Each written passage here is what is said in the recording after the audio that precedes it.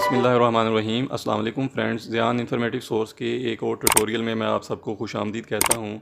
आज की इस वीडियो में हम स्टडी करने जा रहे हैं पास्ट टेंस की पहली ब्रांच, पास्ट इंडेफिनिट टेंस। इससे पहले हम प्रेजेंट टेंस की चारों branches, present indefinite, present continue, present perfect और प्रेजेंट परफेक्ट कंटिन्यू डिस्कस कर चुके हैं। कहते हैं यानी किसी भी काम का करना या होना गुज़रे हुए ज़माने में पाया जाए, यानी ऐसा काम जो माजी में शुरू हुआ और माजी में ही ख़त्म हो गया, उसे हम पास्ट इंडेफिनिट टेंस कहेंगे। पास्ट इंडेफिनिट टेंस में हम ज़्यादातर कहानियाँ, गुज़रे हुए लम्हात और मज़ामीन वगैरह को बयान करने के लिए इस टेंस को, इस ज़माने को इस्तेमाल करते हैं। जैसे एग्ज़ाम्पल है, एक गांव में एक किसान रहता था, कायदे आज़म ने पाकिस्तान की बुनियाद रखी। तो ये जुमले गुज़रे हुए लम्हात के बारे में बता रहे हैं। पास्ट इंडेफिनिट टेंस की उर्दू में पहचान क्या है? अगर फ़िक्रे के आखिर में अलीफ, छोटी ये, बड़ी जे आ जाए, या इसके अलावा ता था, ती थी, ते थे वगैरह आ जाए, तो ऐसे जुमलों को, ऐसे फ़िक्रों को हम पास्ट इंडेफिनिट टेंस की कैटेगरी में लेंगे। जैसे एग्ज़ाम्पल है, वो रोज़ाना स्कूल जाया करता था, हम दफ्तर की सफाई किया करते थे, मैंने ख़त लिखा। तो ये जुमले पास्ट टेंस को, गुज़रे हुए लम्हात को शो कर रहे हैं। तो यहाँ पे ता था, ते थे और अलिफ पास्ट इंडेफिनिट टेंस को शो कर रहे हैं। पास्ट इंडेफिनिट टेंस में सादा फ़िक्रों में हम वर्ब की सेकंड फॉर्म इस्तेमाल करेंगे। तो ये टेंसेस की तमाम टाइप्स में वाहिद टाइप है जिसमें हम सेकंड फॉर्म ऑफ वर्ब इस्तेमाल करते हैं। सादा जुमलों में कोई भी अमदादी फ़ेल या हेल्पिंग वर्ब इस्तेमाल नहीं होगा, लेकिन सवालिया और मनफी फ़िक्रों में हम डिड हेल्पिंग वर्ब का इस्तेमाल करेंगे और उसके साथ हम वर्ब की फ़र्स्ट फॉर्म इस्तेमाल करेंगे।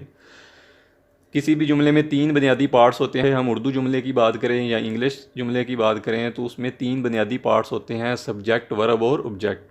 किसी भी जुमले में काम करने वाले को हम सब्जेक्ट कहेंगे, किसी भी जुमले में जो काम होगा उसे हम वर्ब या फ़ेल कहेंगे, और जिस चीज़ के ऊपर काम हो रहा हो वो ऑब्जेक्ट या मफूल होगा। पास्ट इंडेफिनिट टेंस में सादा जुमले को हम कैसे बनाएंगे? सबसे पहले सब्जेक्ट लिखेंगे, फिर सेकंड फॉर्म ऑफ वर्ब और आखिर में ऑब्जेक्ट। जैसे एग्जांपल है, वो कल स्कूल गया था, he went to school yesterday, इसने ख़त लिखा। तो अलिफ यहाँ पे पास्ट इंडेफिनिट टेंस को शो कर रहा है। ही रोट ए लेटर, ही यहाँ पे सब्जेक्ट है, रोट राइट की सेकंड फॉर्म है और लेटर ऑब्जेक्ट है। मैंने सबक याद किया।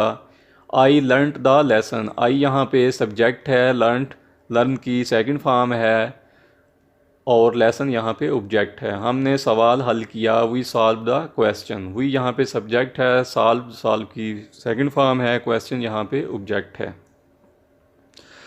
तो पास्ट इंडेफिनिट टेंस में जब हम सादा फ़िक्रा बनाते हैं तो तब हम वर्ब की सेकंड फॉर्म इस्तेमाल करते हैं, लेकिन जब हम सवालिया और मनफी फ़िक्रा बनाते हैं तो तब हम डिड हेल्पिंग वर्ब इस्तेमाल करेंगे और उसके साथ हम वर्ब की फ़र्स्ट फॉर्म इस्तेमाल करेंगे।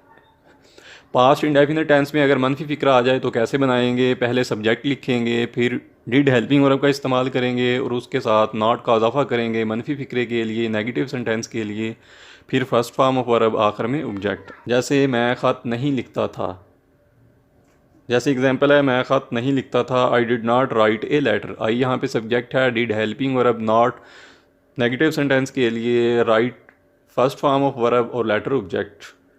अली स्कूल नहीं जाता था, Ali did not go to school, हमने सवाल हल नहीं किया, we did not solve the question, मैंने मेहनत नहीं की। I did not work hard, उसने चाय नहीं पी। He did not take a T, ये यहाँ पे सब्जेक्ट है, डिड हेल्पिंग वर्ब है, नॉट मनफी फ़िक्रे के लिए, टेक यहाँ पे वर्ब है और टी ऑब्जेक्ट है।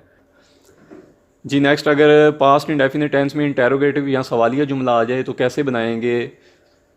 अगर सादा सवालिया जुमला आए जो क्या से शुरू हो तो इस सूरत में हम सब्जेक्ट से पहले हेल्पिंग वर्ब का इस्तेमाल करेंगे, फिर सब्जेक्ट आएगा, सब्जेक्ट के फ़ौरन बाद वर्ब, वर्ब के बाद ऑब्जेक्ट और आखिर में सवालिया निशान। याद रखें, अगर हम सवालिया फ़िक्रों में इंटेरोगेटिव सेंटेंस में, चाहे वो उर्दू का फ़िक्रा हो चाहे वो इंग्लिश का हो, साइन ऑफ इंटेरोगेट नहीं लगाएंगे तो हमारा सेंटेंस या जुमला गलत तस्वर किया जाएगा। जैसे एग्जांपल है, क्या मैंने ख़त लिखा, did I write a letter. Did helping verb है जो हमने सब्जेक्ट से पहले यूज़ किया, आई सब्जेक्ट है, write first form of verb और लेटर ऑब्जेक्ट, आखिर में सवालिया निशान। क्या अली स्कूल जाता था, did Ali go to school. क्या हमने सवाल हल किया, did we solve the question. क्या मैंने मेहनत की, डिड आई वर्क हार्ड। क्या मैंने चाय पी, did I take a tea. तो यहाँ पे हमने तमाम सेंटेंसेस में फ़र्स्ट फॉर्म ऑफ वर्ब क्यों यूज़ किया, क्योंकि हम पास्ट इंडेफिनिट टेंस में जब सवालिया और मनफी फ़िक्रे बनाते हैं तो तब हम वर्ब की पहली फॉर्म इस्तेमाल करते हैं और उसके साथ डिड हेल्पिंग वर्ब इस्तेमाल करते हैं।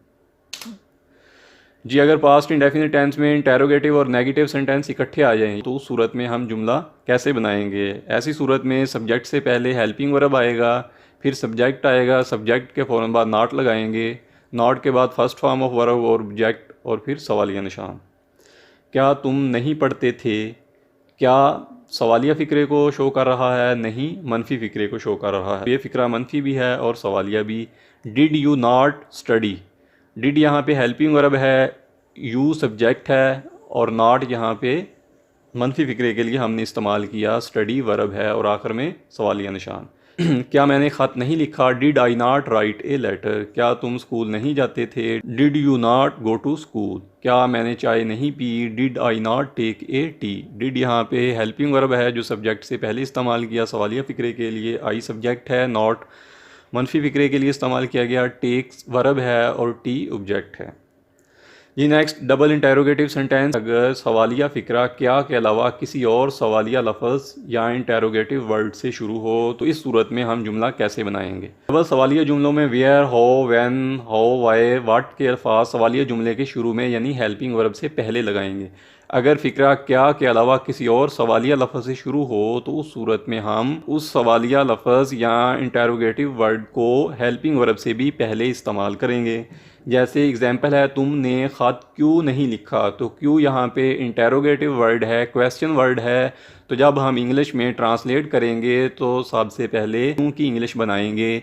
जैसे why did you not write a letter. Why यहाँ पे इंटेरोगेटिव वर्ड को शो कर रहा है और उसके बाद हमने हेल्पिंग वर्ब का इस्तेमाल किया। यू यहाँ पे सब्जेक्ट है और नॉट यहाँ पे मनफी फ़िक्रे के लिए। तो ये फ़िक्रा मनफी भी है और सवालिया भी है, इसलिए हमने सब्जेक्ट के बाद नॉट का इस्तेमाल किया।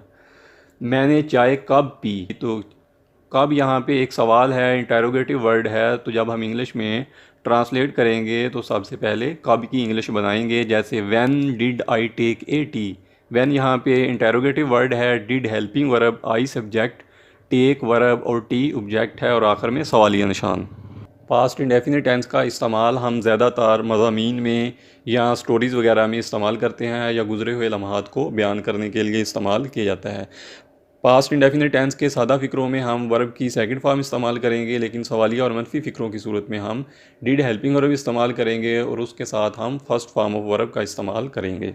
आज के लिए इतना ही। I hope you like and enjoy today online class. If you have any question और suggestion please write in the comment box. If you like the video, please click on the like button and do share the videos with others. And don't forget to subscribe my channel Zian Informative Source for getting regular update about my upcoming topics. See you in the next video. Till then, Allah Hafiz.